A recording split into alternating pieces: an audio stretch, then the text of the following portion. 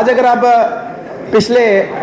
लगभग ये इस ऑर्डर के बाद जो मैंने पढ़ा, इसके बाद कितने डाइवोर्स हो गए, कितनी फैमिलीज अलग हो गई,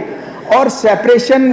अलग से जो हमारा राशन कार्ड का बहुत बड़ा इशू है। सेपरेशन होती है, बेटे और बाप के बीच में होती है, भाई भाई के बीच में होती है, हस्बैंड वाइफ के बीच सेपरेशन होती है, तो दूसरा राशन कार्ड नहीं बनता है। राशन कार्ड के बगैर आप अपना आधार कार्ड नहीं बना सकते हो, आप अपना सिटीजनशिप प्रूफ नहीं कर सकते इंडिया की। तो एक तो हमारे ये सप्लीमेंट्री के साथ में मैं एक जानना चाहता हूं इनसे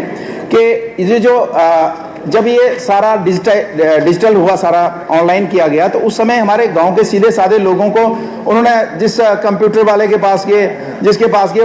उसने पूछा भाई साहब कितनी ज़मीन है, उसने कहा जी मेरे पास तो 20 कनाल ज़मीन है, जबकि रिकॉर्ड में उसकी 5 थी, और उसने लिखा दी क्योंकि कुछ स्टेट थी कुछ दूसरी थी, तो उसको उसने काट के रख दिया, उसको APL में कर दिया।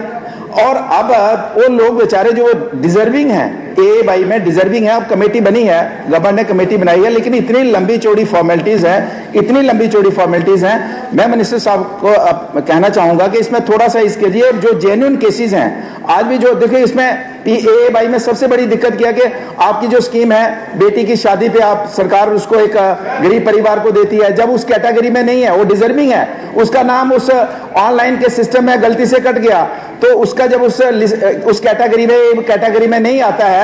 तो उसको बेनिफिट नहीं मिलता है। तो इसलिए मैं कहूंगा कि ये जो आपने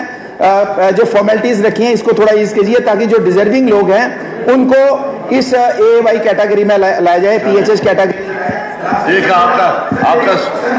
आपकी सजेशन आ गई। दूरदराज का एरिया है, बहुत पहाड़ी एरिया। मैंने बात करी कि अभी भी 5-5, 6-6 किलोमीटर हमारा लाठी का एरिया है, हमारा मरूथी का एरिया है, हमारा दारलद्दा का एरिया, कोडी बर्मीन का एरिया है, सत्यालता वगैरह, बहुत दूर दूर लोगों को जाना पड़ता है। तो मैं कहूँगा कि स्पेशली कोई ऐसे दूर दराज कॉन्स्टिट्यूंसीज के लिए कोई खास प्लान है इनके पास, को उनको कोई थोड़ा सा रिलैक्स करके नए फेयर प्राइस छाप देंगे।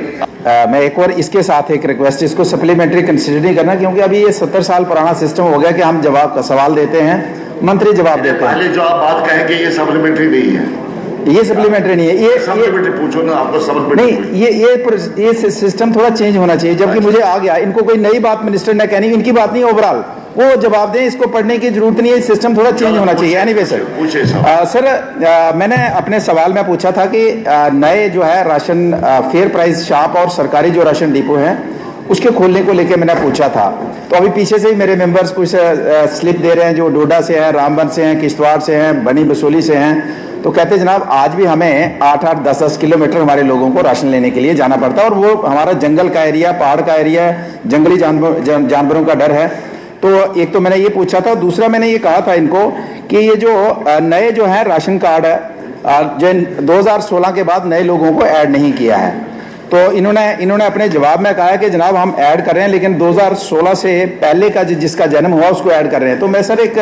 जानकारी साझा करना चाहता हूं कि हमारे देश का और लगभग हमारी स्टेट का बर्थ और डेथ रेट की अगर बात करें, तो बर्थ रेट है हमारे लगभग 16% बर्थ है 1000 पॉपुलेशन के ऊपर, और डेथ रेट है 9 पॉइंट समथिंग है। तो सिर्फ 5 का डिफरेंस रहता है। फिर इतने लंबे चौड़े चक्रों में क्यों पड़ते हैं कि जब नया बच्चा ऐड करना है हमने, तो हमें कोई बड़ा ज्यादा डिफरेंस तो है नहीं है,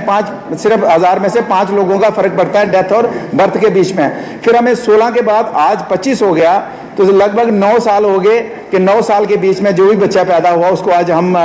राशन कार्ड में इंक्लूड नहीं कर पाए। तो मेरा स्पेसिफिक ये है कि पहला तो मैं जानना चाहता हूं कि आपका नए राशन डिपो खोलने का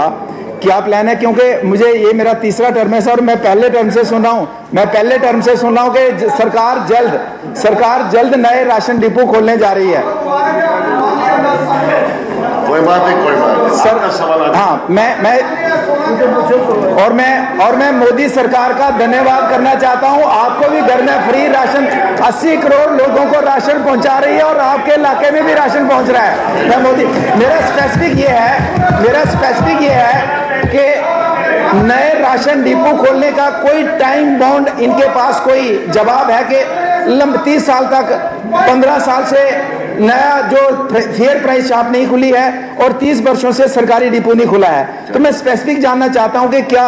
कोई टाइम बाउंड है आपके पास, कोई टाइम बाउंड बताएंगे, कोई टाइम लिमिट बताएंगे कि इस टाइम के अंदर हमारी सरकार नए जो है फेयर प्राइस शॉप और डिपो खोलने जा रही है।